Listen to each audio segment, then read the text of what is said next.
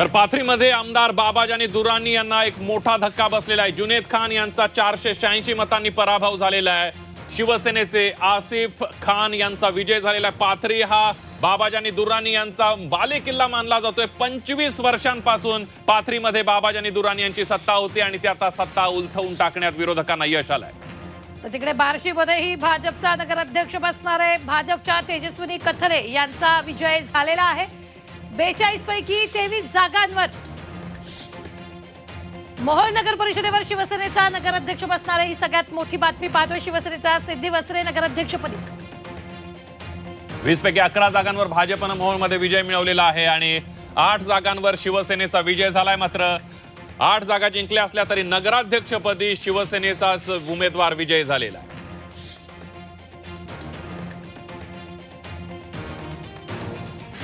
तर सध्या बीडमध्ये धनंजय मुंडे आणि पंकजा मुंडे आपल्याला इथं पाहायला मिळत आहेत। ही दोन्ही दृश्य आपण पाहतोय। मोठ्या विजयानंतर यावेळी जल्लोष साजरा करण्यात येतोय। मोठ्या प्रमाणात कार्यकर्ते देखील इथं जमलेले आहेत। गुलालाची उधळण केली जाते। धनंजय मुंडे सुद्धा आपल्याला पाहायला मिळत आहेत आणि पंकजा मुंडे सुद्धा पाहायला मिळत आहेत। संदीप, बीडमधल्या विजयानंतर खरं तर हा मोठा जल्लोष इथं साजरा करण्यात येतोय। ही सगळ्यात मोठी बातमी आपण पाहतोय। बीड मधलं हे चित्र आहे।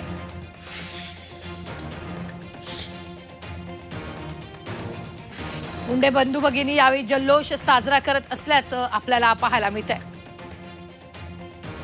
अगदी आपण बघतोय एकंदरीतच भाजपनं राज्यभरामध्ये मोठी बाजी मारलेली आहे। 122 जागांवर गेवराईमध्ये विजयसिंह पंडित यांना मोठा धक्का बसलेला आहे। गेवराईमध्ये आपल्याला माहित आहे विजयसिंह पंडित हे राष्ट्रवादी अजित पवारांचे आमदार आहेत। मात्र त्या ठिकाणी त्यांना होम ग्राउंडवर त्यांना धक्का बसलाय। भाजपच्या गीता पवार या त्या ठिकाणी विजयी झालेले आहेत। माजी आमदार लक्ष्मण पवार या गटाचा त्या ठिकाणी विजय झालेला आहे।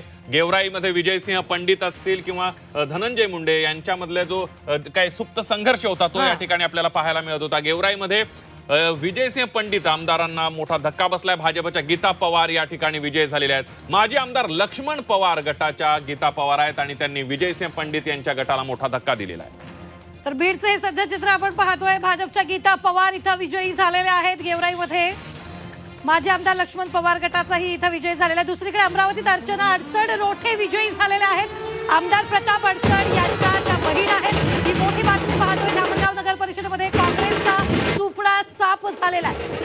भाजपचे 20 पैकी 20 नगरसेवक विजयी झालेले आहेत। एक मोठं यश भाजपनं या ठिकाणी मिळवल्याचं पाहायला मिळत आहे। अमरावतीमध्ये अर्चना अडसड या अडसड रोठे या विजयी झालेत। आमदार प्रताप अडसड यांच्या बहीण आहेत अर्चना अडसड रोठे।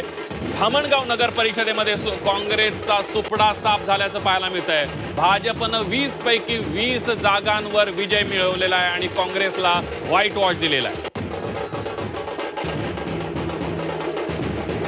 आमदार प्रताप अडसड यांच्या त्या बहीण आहेत। मात्र ही मोठी बातमी पाहतो। अमरावतीत अर्चना अडसड रोठे विजयी झालेले आहेत। तर प्रताप अडसड यांच्या त्या बहीण आहेत।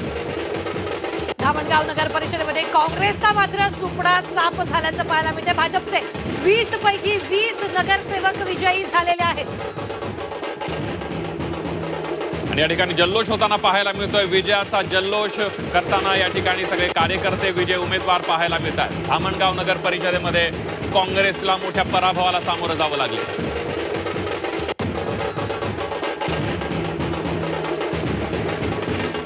तर जालन्यातून एक मोठी बातमी येते। जालन्यातील 3 नगर परिषदेपैकी 2 नगर परिषदेवर भाजपनं झेंडा फडकवलाय।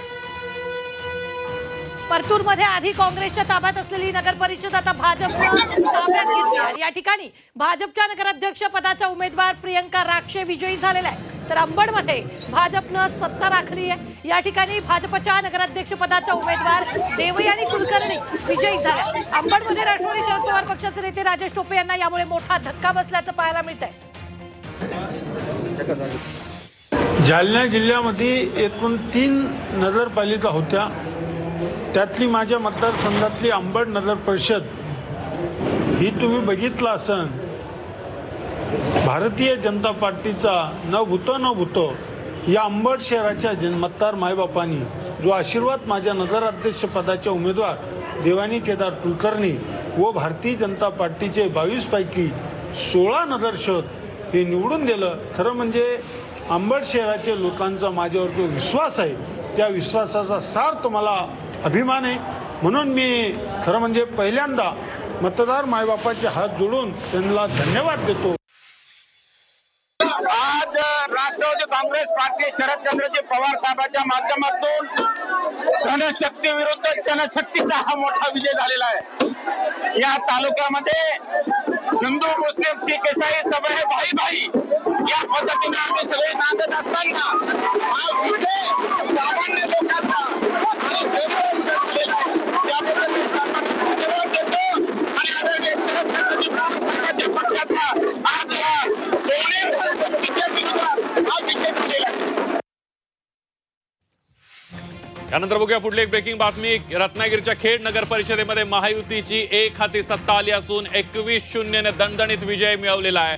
एकतर्फी विजय मिळवत एक हाती सत्ता प्रस्थापित करण्यात आली आणि या निकालामध्ये महायुतीनं सर्वच्या सर्व जागांवर निर्विवाद वर्चस्व सिद्ध केल्याची प्रतिक्रिया योगेश कदम यांनी दिलेली आहे. निकालामध्ये महाविकास आघाडीला एकही खातं उघडता आलेलं नाही आहे. या घवघवीत विजयामुळे माधवी बुटा या नगराध्यक्षपदावर विराजमान होणार आहे. नाही, आज एकाच गोष्टीचा आनंद आहे. जवळपास 14 वर्षानंतर खेड नगर परिषदेवरती शिवसेनेचा भगवा पुन्हा एकदा फडकलेला आहे आणि फक्त भगवा झेंडा नाही तर महायुतीच्या मार्फत 21-0 सर्व नगरसेवक आणि नगराध्यक्ष हे खेड नगर परिषदेमधील जनतेने निवडून दिलेले आहेत. मी सर्व जनतेचे मनापासून आभार मानतो. त्यांनी दाखवलेला शिवसेनेवरचा हा विश्वास नक्कीच पुढच्या 5 वर्षामध्ये विकास कामं आम्ही सार्थ करून दाखवू. रामदासबाईंची दूरदृष्टी, महायुतीच्या सर्व कार्यकर्त्यांची मेहनत, विशेष म्हणजे सर्व शिवसैनिकांची मेहनत, आज 17 नगरसेवक हे शिवसेनेचे निवडून आलेले आहेत.